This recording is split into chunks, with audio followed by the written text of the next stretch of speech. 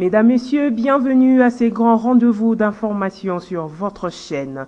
Les forces armées de la République démocratique du Congo, les FARDC, se sont affrontées avec les terroristes ADF ce jeudi 29 septembre au matin sur la route Béni-Kassindi à quelques kilomètres de la commune de Boulungo. Le bilan fait état de 3 morts, dont 2 terroristes ADF et une civile, comme le confirme le porte-parole des opérations Sokola 1 Grand Nord, le capitaine Anthony Moualouchaï, au micro de notre correspondant sur place, Joël Kamabou. Suivez.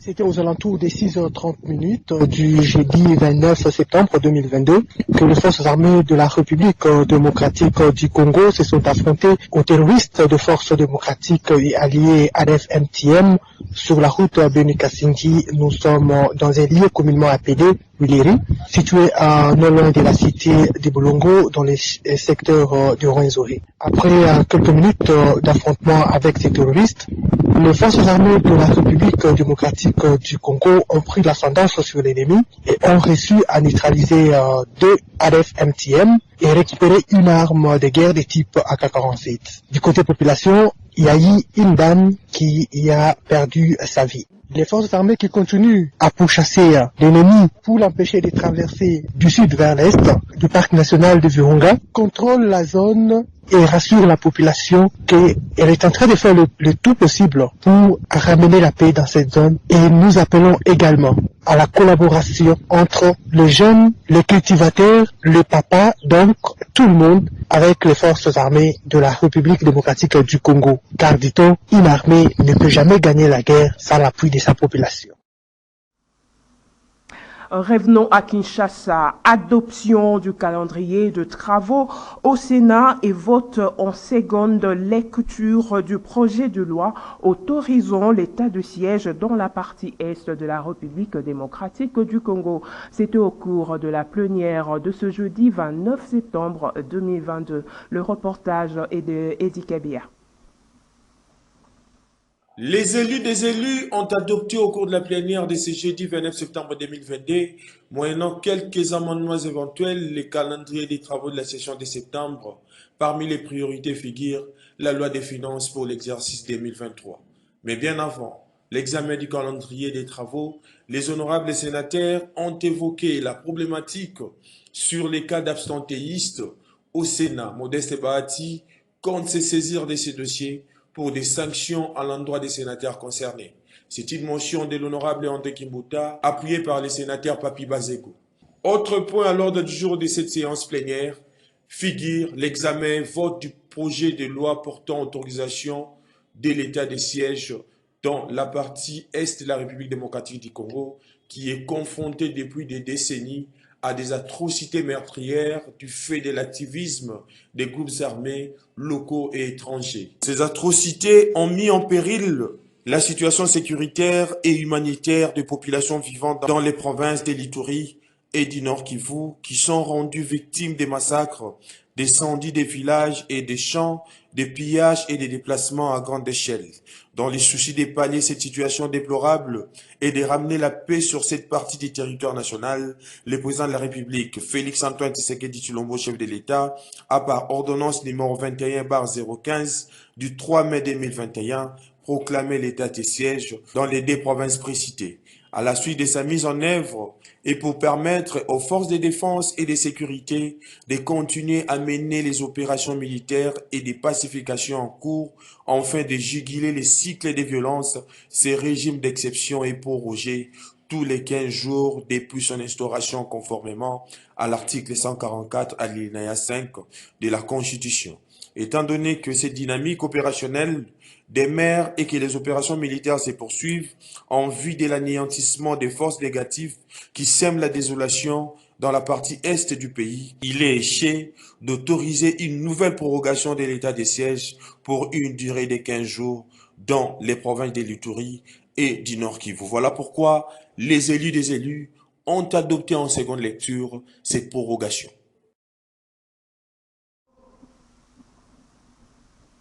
Parlons à présent processus électoral en République démocratique du Congo, où les présidents de la Commission électorale nationale indépendante, CENI, Denis Kadima Kazadi, a échangé le mercredi 28 septembre 2022 avec la gouverneure de la province de Mai-Ndombe, Rita Boula. Au menu des échanges, le préparatif de l'enrôlement des électeurs dans la province de Mai-Ndombe, plus précisément dans le territoire des Kwamout. Le point dans ce reportage. Le président de la Commission électorale nationale indépendante, Denis Kadima, a échangé avec le gouverneur de la province du Mai-Ndombe, Mme Rita Boula.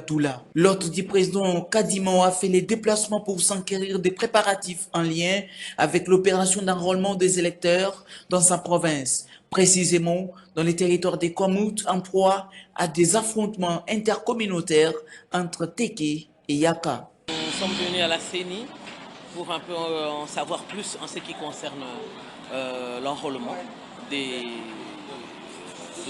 électeurs qui se fera bientôt. Nous venons avoir des assurances pour notre territoire de Kwamout, qui est un peu dépeuplé. Et maintenant, après, qu'allons-nous faire? Comment est-ce que ça va se passer? Quelles sont les stratégies mises en place par la CENI et par le gouvernement central pour que nous puissions faire revenir cette population afin qu'elle puisse participer à l'enrôlement. L'enrôlement aura bel et bien lieu à Kwamout puisque les stratégies seront mises en place. La population, les militaires ont déjà apaisé la population va rentrer et nous, le gouvernement tant central que provincial, nous allons rassurer cette population-là en ramenant le bon vivre et les vivre ensemble après. Et puis il y aura bien et bien des élections et l'enrôlement à Kwamout.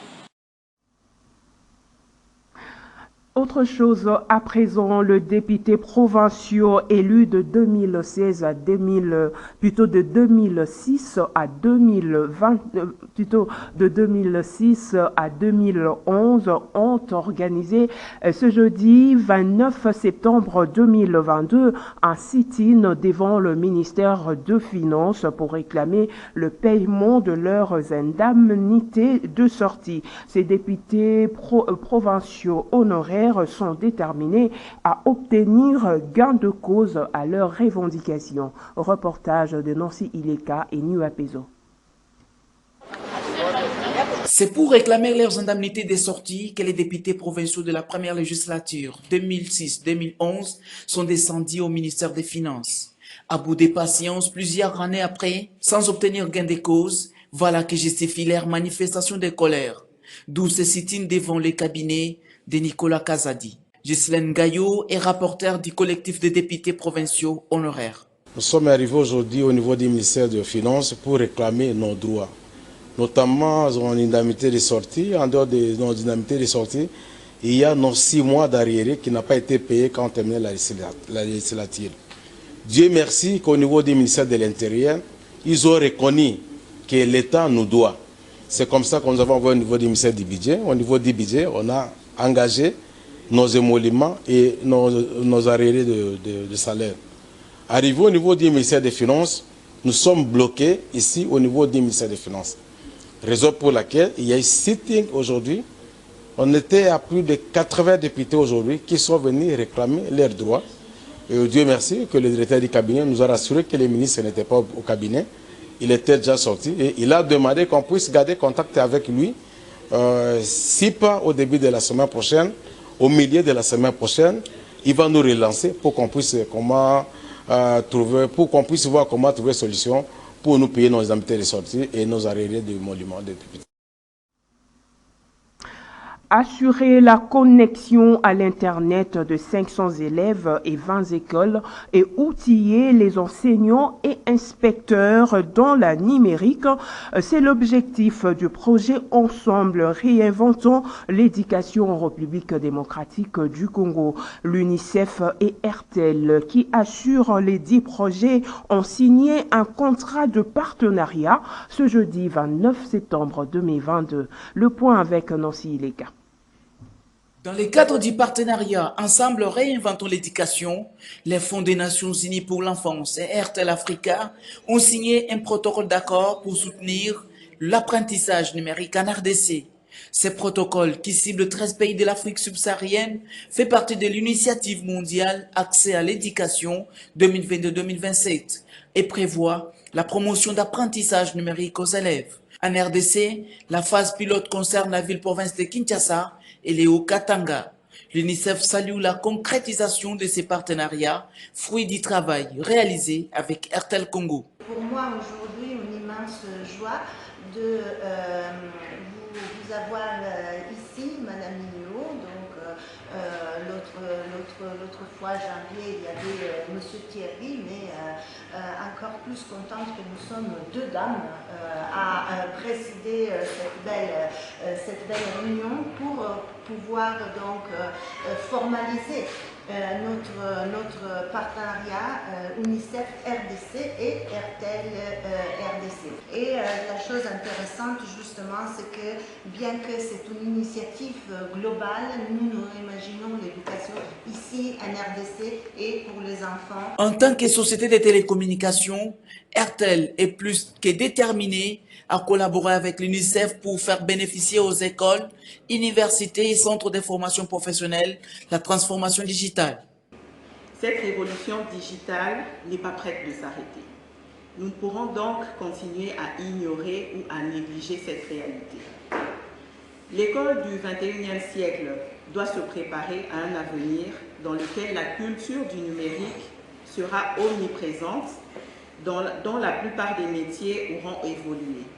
Donc, il devient essentiel de comprendre le monde de demain, savoir choisir l'information, savoir apprendre par soi-même, utiliser les technologies de façon responsable, développer sa créativité et sa capacité d'adaptation. Ces compétences que je viens d'énumérer sont nécessaires pour réussir au XXIe siècle. Notez que ce projet va assurer la connexion Internet à 5000 élèves de 20 écoles et outiller les enseignants au numérique. Parlons société à présent. John Efambe, président de la dynamique qui porte son nom, a effectué le mercredi 28 septembre 2022 une visite de compassion aux sinistrés de l'incendie qui s'est produit à Binza Météo dans la commune de Ngalema. Autre détail avec Maxime Makabou et Yves Lechouangué.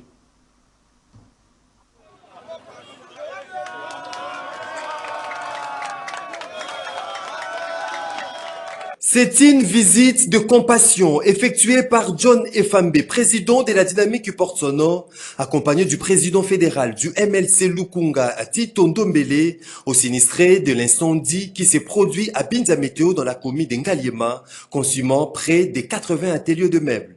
Aussitôt arrivé sur le lieu, John Efambe s'est imprégné des dégâts énormes causés par ces drames avant de recevoir des explications de la part de témoins. Moto est outil à partir à câble SNL, au voisin à Simanabiso, courant.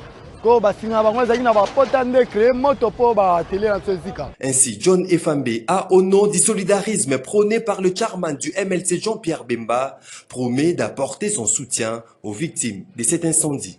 Nous sommes descendus ici dans le cadre du solidarisme prôné par le président Jean-Pierre Bemba Gombo et aussi le mouvement Libération du Congo.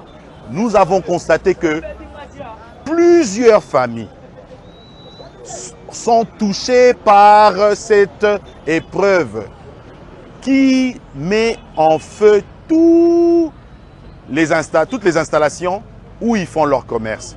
Cela nous a fortement touchés.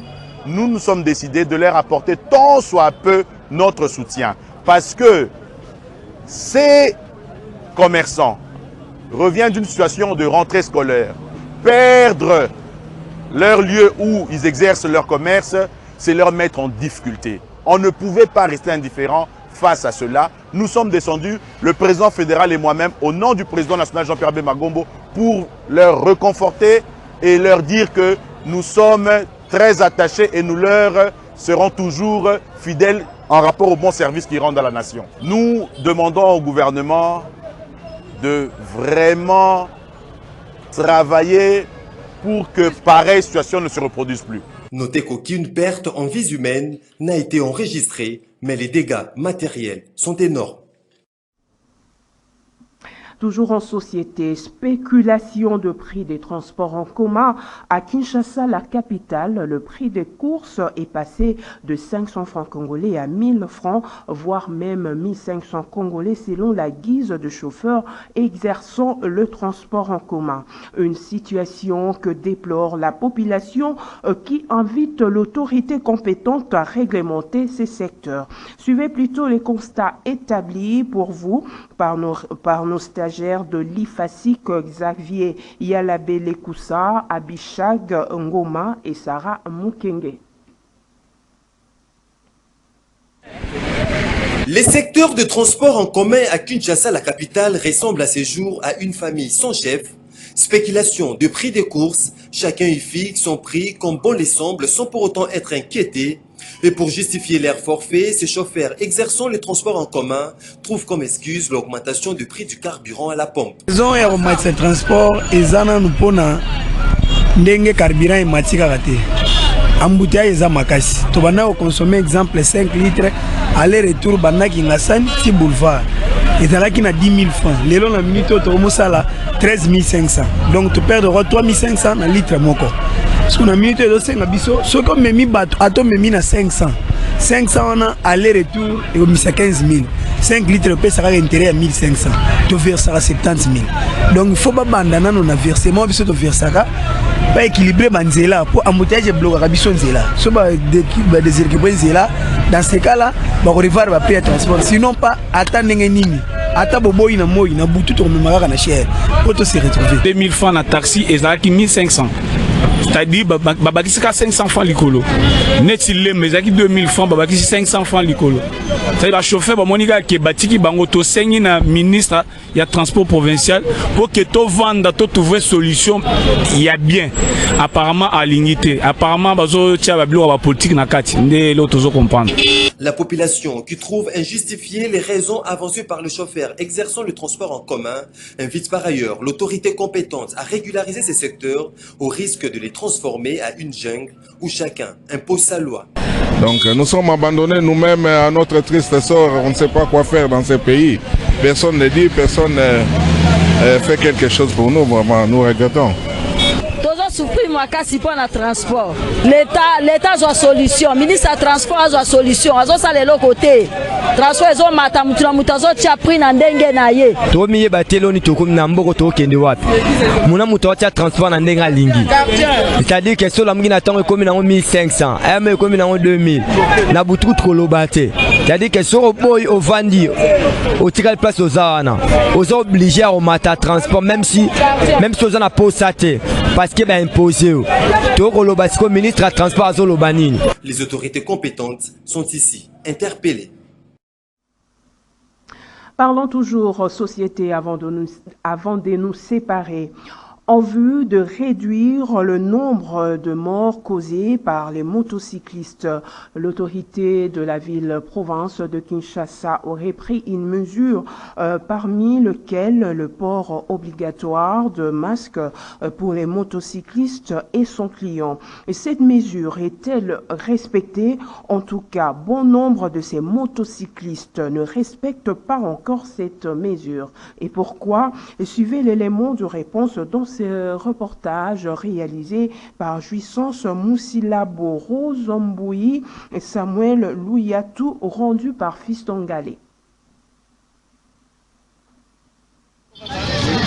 Le port obligatoire des casques pour le motocycliste et pour son client, voilà l'une des mesures phares prises par l'autorité compétente pour réduire tant soit peu le nombre de morts causés par ces derniers à travers les transports en commun dans la ville-province de Kinshasa. Mais seulement près de 2 mois après la vulgarisation de cette décision, les constats faits sur terrain démontrent que bon nombre de motocyclistes ne respectent pas cette mesure pourtant protectrice pour ces derniers. Pourquoi cet état des choses? Le motocycliste explique.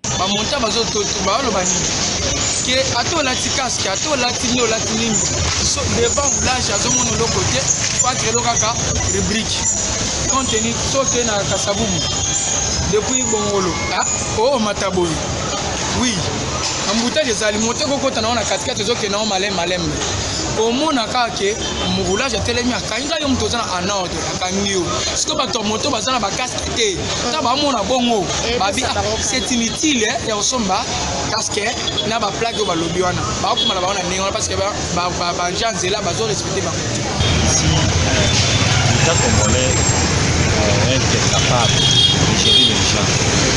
Pourquoi?